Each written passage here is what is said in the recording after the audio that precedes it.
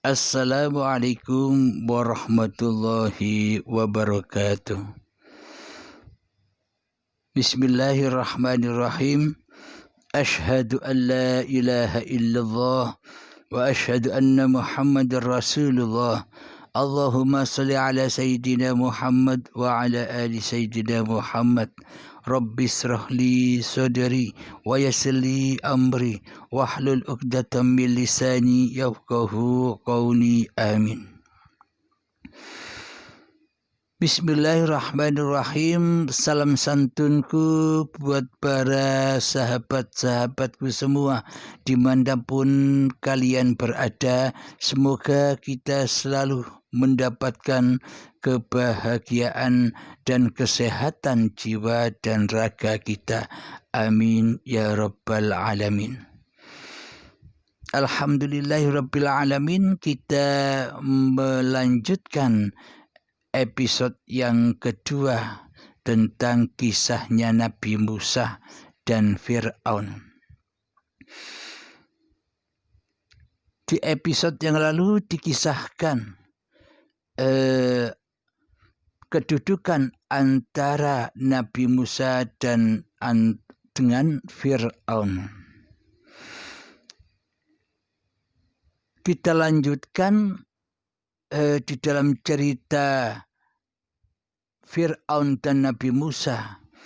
Ketika Raja Fir'aun ingin membuktikan mukjizat-mukjizatnya Nabi Musa, bila benar Musa itu adalah utusan Allah, maka Raja Fir'aun ingin membuktikan apa kelebihanmu. Ketika Raja Fir'aun mengumpulkan para tukang sihirnya, maka diciptakanlah ular-ular yang begitu banyaknya di hadapan Nabi Musa.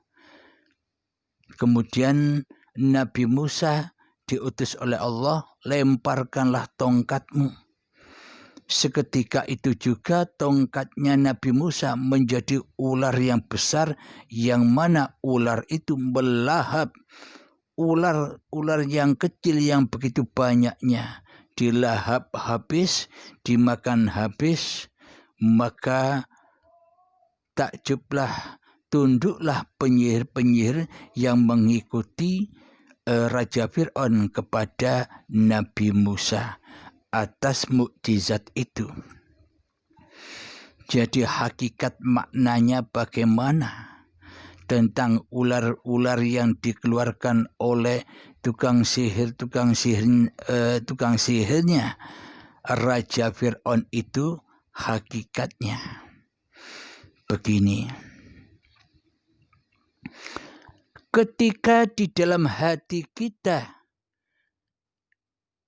yang mana di dalamnya yang menjadi raja di dalam hati kita masihlah hawa nafsu kita sendiri, masihlah iblis dan setan yang lebih nyata di dalam hati kita daripada Allah pencipta diri manusia kita.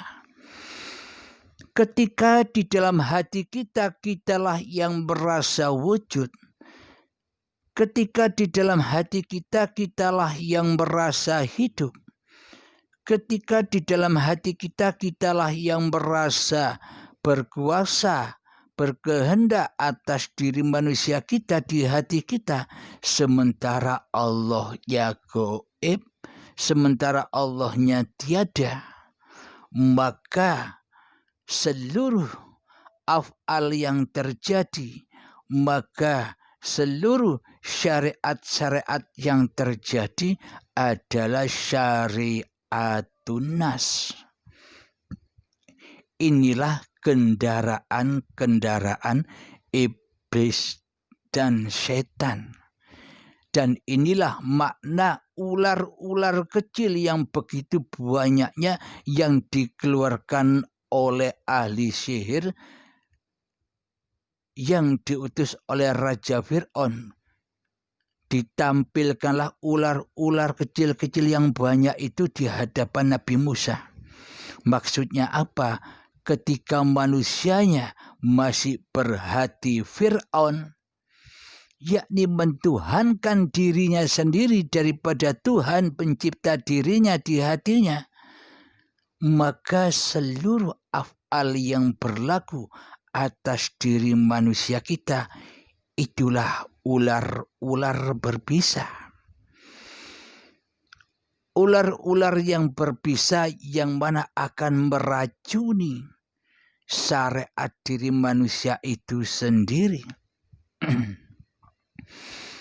Ketika di dalam hati kita masih kita yang menjadi rajanya di dalamnya, apapun syariat-syariat yang kita kerjakan sejak bangun tidur sampai tidur lagi, karena syariat jika dipandang di dalam syariat di sisi manusia selama ini, pengertiannya syariat itu ya amal ibadah, seperti gerakan sholat, seperti gerakan ibadah, seperti ibadah-ibadah yang lainnya disebut dengan syariat agama. Akan tetapi syariat agama yang dimaksud nanti kita terangkan. Ketika Fir'aun masih berkuasa atas diri manusianya di hatinya, maka seluruh syariat yang terjadi bukan syariatullah, karena Fir'aun tidak beragama. Pasti semua syariat-syariat yang berlaku atas Fir'aun akan kembali kepada Fir'aunnya sendiri, akan kembali dibakar di dalam hawa nafsunya sendiri. Maknanya diakuilah amal itu amal dirinya sendiri. Diakuilah semua aktivitas badan-badan ini diakui sebagai aktivitasnya sendiri. Contoh, ketika kita sholat, diri kitalah yang merasa bisa sholat. Ketika kita beribadah, diri kitalah yang merasa mampu beribadah. Ketika kita berbuat baik, seolah-olah di dalam hati kita, kitalah yang merasa bisa berbuat baik. Ketika kita berdiri, ketika kita duduk, ketika kita berlari, ketika kita masak di dapur, ketika kita mandi, ketika kita kerja, ketika kita sedang merokok, ketika kita sedang naik motor, ketika kita ke sawah, ketika kita ke pasar, ketika kita ke kantor, dan seluruh perilaku-perilaku sejak bangun tidur hingga tidur lagi, itulah yang dimaksud syariatnya manusia, kegiatannya manusia. Ketika Fir'aun masih berkuasa atas hatinya, ketika iblis dan setan menjadi penasehat Fir'aun di hatinya, maka seluruh syariat yang berlaku itu bagaikan ular berbisa. Jadi bukan menyembah Allah, akan tetapi di dalam kehidupannya, di dalam syariatnya selama ini menyembah iblis dan setan yang nyata. Kenapa iblis setan itu nyata? Coba cek di hati kita selama ini. Siapa yang nyata? Allah kah atau diri kita? Ketika di dalam hati kita nyata kewujudan diri manusia kita di hati kita, itulah setan yang nyata, yang mana selalu mensekutukan Allah dengan dirinya. Maksudnya selalu Allah ditiadakan di hatinya, Allah dimatikan di hatinya, Allah tidak kuasakan sama sekali atas dirinya di hatinya. Itulah iblis dan setan, seolah-olah Allah itu tidak bisa apa-apa.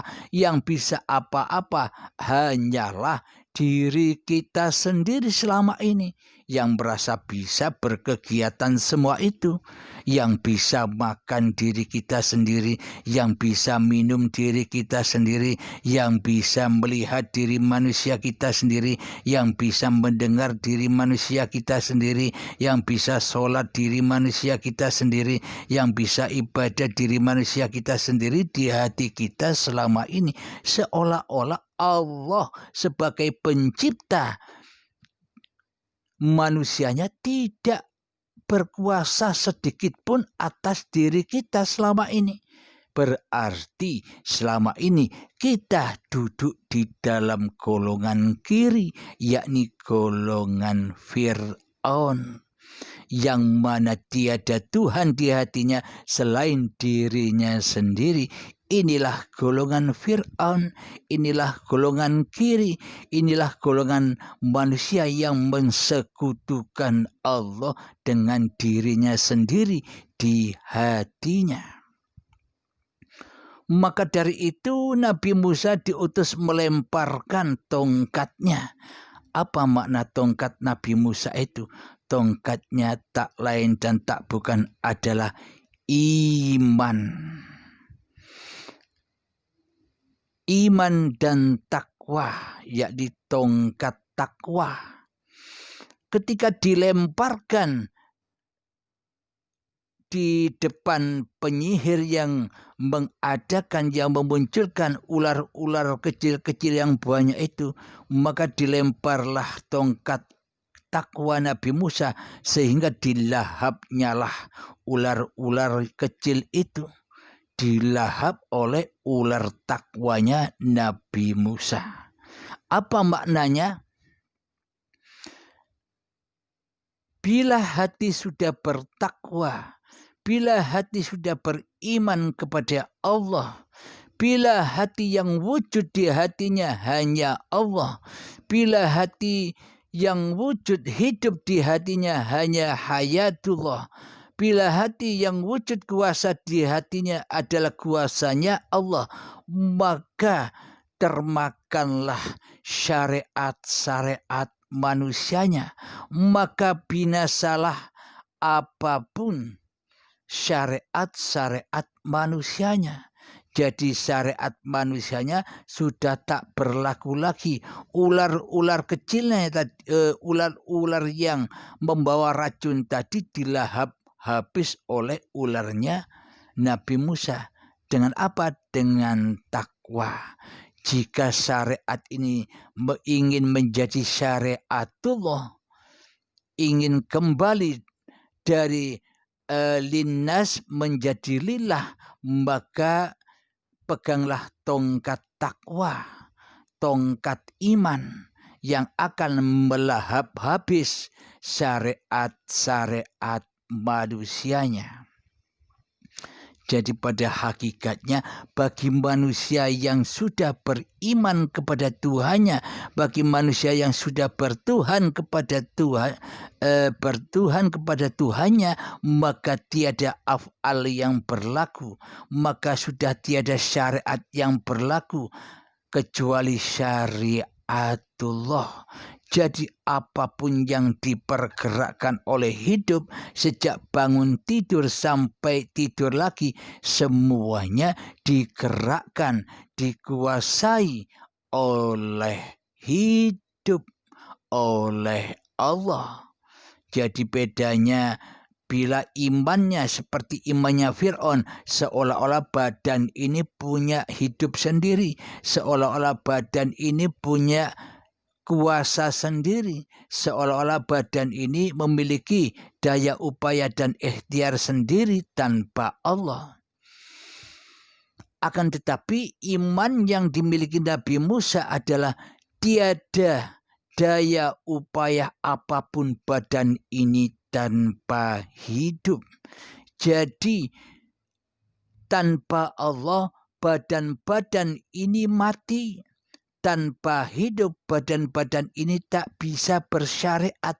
Jadi seluruh syariat-syariat yang kelihatannya badan yang berlaku, semuanya adalah syariat syariatullah. Ini bagi orang-orang yang beriman. Tak ada sedikit pun syariat tanpa syariatullah.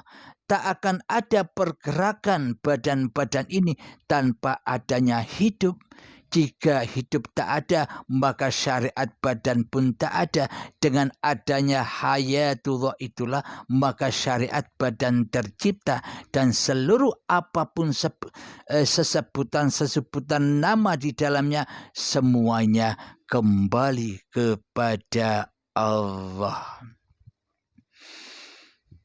Jadi seluruh apapun syariat yang berlaku atas diri manusia, semua manusia disyariatkan oleh Tuhannya. Jadi manusia tidak bisa bersyariat sendiri tanpa Tuhannya. Jadi wayang tidak bisa bergelar sendiri. Jadi wayang tidak bisa bergerak sendiri. Jadi wayang tak bisa ngomong sendiri tanpa dipergerakkan, tanpa diomongkan, tanpa disyariatkan oleh Sang Dalang. Jadi kenapa syariat itu hanya milik Allah? Karena syariat itu memang hanya milik Allah. Kemudian Kanjeng Nabi Muhammad diutus membawa syariat itu kepada seluruh manusia. Agar apa? Agar hatinya kembali kepada Allah. Agar lillahi ta'ala. Jadi syariatnya Allah semua ini. Akan tetapi iblis dan setan menyesatkan Fir'aun hingga Fir'aun mengaku-ngaku, ini bukan syariat Tuhanmu, ini syariatmu bro. Ini pergerakanmu bro, ini wujudmu bro, ini hidupmu bro. Ini semua adalah laku-lakumu sendiri. Tidak ada urusannya dengan Allah. Allah gaib bagimu. Jadi yang sholat itu kamu. Jadi yang ibadah itu kamu. Jadi yang bisa kemana-mana itu kamu. Tak ada urusannya dengan Allah. Yang bisa makan kamu. Yang bisa minum kamu. Yang bisa mandi kamu. Yang bisa memasak di dapur kamu. Yang bisa naik motor kamu. Allah itu tak kuasa apa-apa. Allah itu tak bisa apa-apa. Kamulah Tuhannya. Allah gaib. Bagaimana mungkin Allah bisa mentuhanimu? Bagaimana mungkin Allah menjadi Tuhan sementara tidak ada bagimu di hatimu? Sementara Allah gaib di hatimu. Berarti Tuhannya kan kamu. Inilah hati yang teraplikasi di dalam hatinya Fir'aun. Ternyata hati yang demikian adalah hati kita sendiri selama ini. Alhamdulillahirabbil alamin. Di episode yang akan datang kita bongkar rahasia iman yang dimiliki Nabi Musa. Sementara iman yang ada di hati Fir'aun selama ini mensekutukan Allah dengan diri Fir'aunnya di hatinya, yang mana semua peristiwa itu adalah gambaran hati kita sendiri selama ini.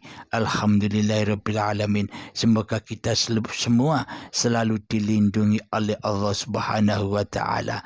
Rabbana atina fid dunya hasanah wa fil akhirati hasanah wa qina adzabannar. Wa sallallahu ala sayyidina Muhammad wa ala alihi wa sahbihi wasallam. Walhamdulillahirabbil alamin. Assalamualaikum warahmatullahi wabarakatuh.